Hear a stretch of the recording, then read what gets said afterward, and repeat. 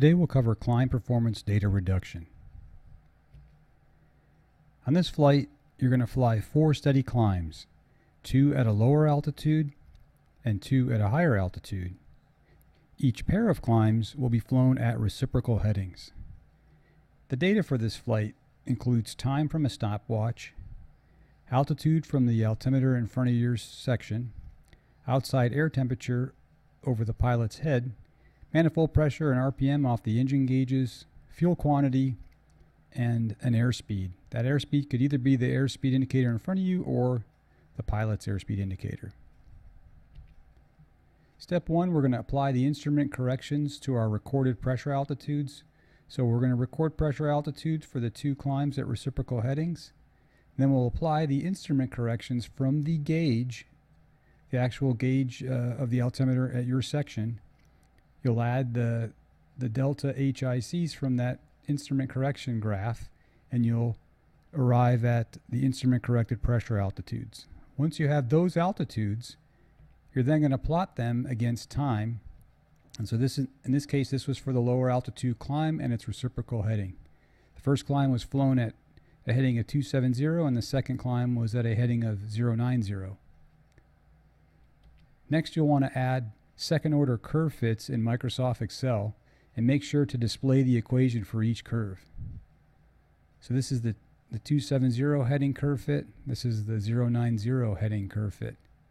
With those curve fits, we're going to want to take the derivatives. So step 4 is to take the derivatives of this equation, because dy dx is also dh dt, which is rate of climb. So take the derivative of this polynomial, that's the derivative shown there, and then take the derivative of the 090 polynomial, and that's shown there.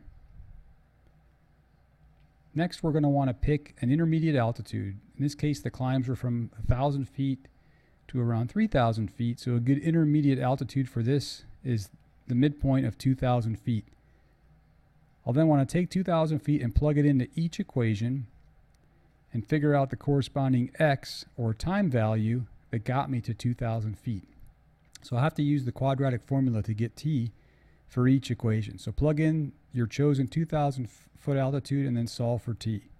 Likewise, on the 090 heading, plug in 2,000 feet for your altitude and solve for the corresponding t. Once we have these times, we're then going to plug them back into our rate of climb equations, because this was a function of t. We'll take that time, plug it in, and solve for the rate of climb on the 270 heading, in this case 10.8 feet per second. And then we'll also plug in this time, 89.8 seconds, into the other rate of climb equation to figure out its rate of climb was 10.07 feet per second. We're then going to want to average those 2 rates of climbs of the reciprocal headings. So we're going to take 10.8, add 10.07, divide by 2, and that's our average rate of climb in feet per second, 10.435, but we'll really want our information in feet per minute, something more usable to the pilot. So for this case, our observed rate of climb at the 2,000 foot pressure altitude we chose is 626 feet per minute. Next, we'll want to determine what the ambient temperature was at 2,000 feet, our selected altitude. We're going to use linear interpolation from the data we collected. Again, we did 2 climbs through 2,000 feet, and we recorded temperature both times. So we have something between 18.5 and 19, and something between 18 and 18. Obviously, that's 18. We're going to linear interpolate, and then let's just average the 2. So 18.58 plus 18 divided by 2 gives us an average ambient temperature at the 2,000 foot altitude of 18.26 degrees. Next, we're going to want to take our observed rate of climb and correct it for non-standard temperature at the altitude we flew, again 2,000 feet. This will be called our test corrected rate of climb. The standard temperature at 2,000 feet is determined by this equation. So we just plug in 2,000 feet, and on a standard day, it would have been 11 degrees. We flew on a hotter than standard day because our temperature was 18.29. So we'll correct our observed rate of climb by the temperature ratio, and we'll arrive at a test corrected rate of climb of 642 feet per minute. We'll want to calculate the density ratio, sigma, using the selected altitude and the ambient temperature from step 8. These equations were used in previous labs. Simply substitute in 2,000 foot and 18.29 degrees Celsius and calculate the density ratio, in this case 0.9193. Next, we'll want to figure out our weight as we climb through 2,000 feet. And we did that twice, so we're going to once again linear interpolate our fuel quantity at both climbs. And so we had 57.8 gallons of fuel quantity at the 2,000 foot point here, 55.7 gallons of fuel quantity at the 2,000 foot point here.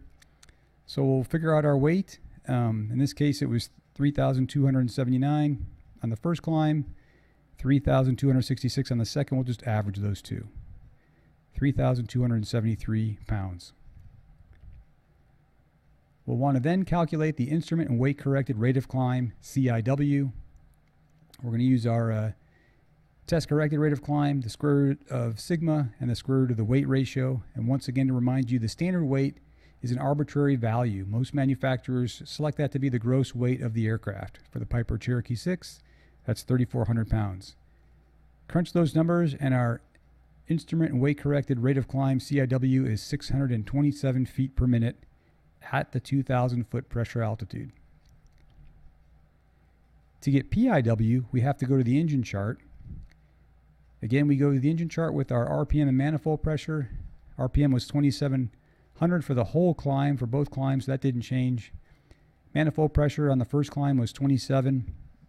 Manifold pressure on the second climb was below 27, so we'll use something close to 27 on our chart. We'll do the normal steps of the chart where we find the green line is the 2,700 line on both sides.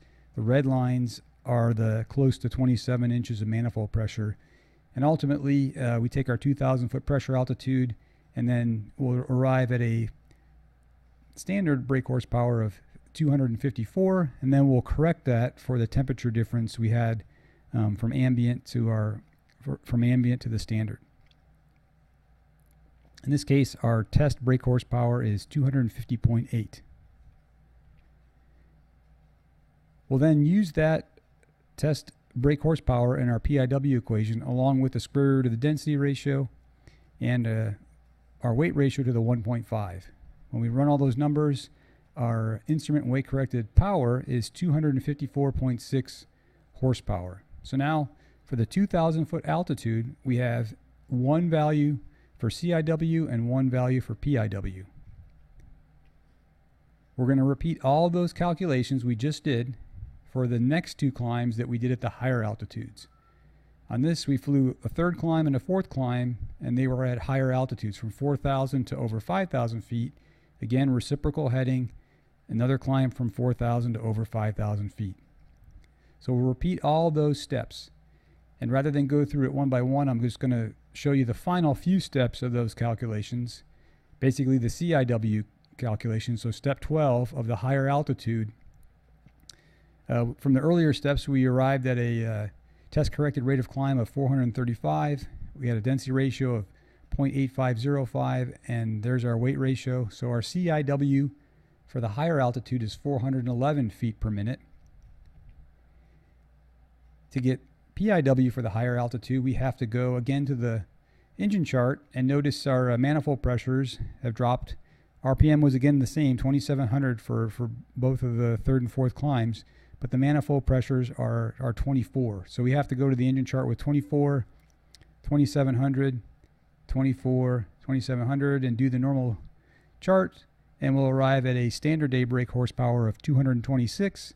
We'll correct that for the standard temperature at 4,750 feet, by the way, was the altitude I chose, is 5.5 degrees, and then our ambient temperature was 11.38 degrees. So we do that rate ratio, square root times the standard brake horsepower, and we arrive at 223.7.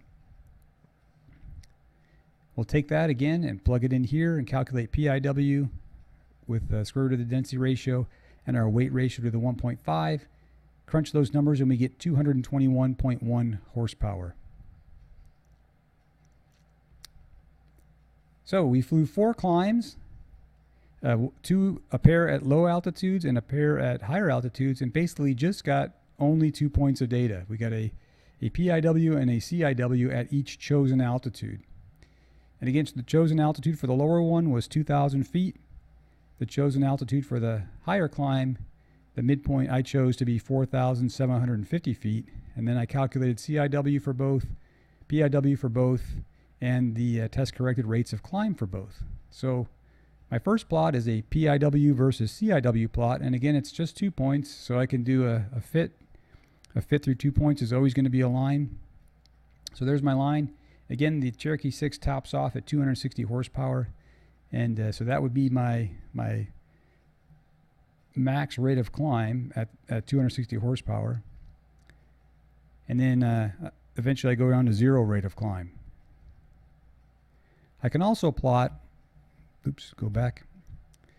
I can also plot pressure altitude versus the test corrected rates of climb.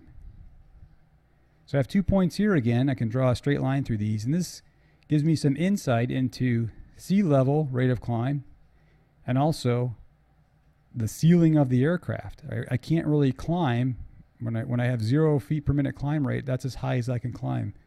So in theory, the Cherokee 6 max ceiling it can climb to is 10,529 feet. Likewise, it should be able to generate somewhere close to 800 feet per minute at sea level at these conditions, at the test corrected rates of climb.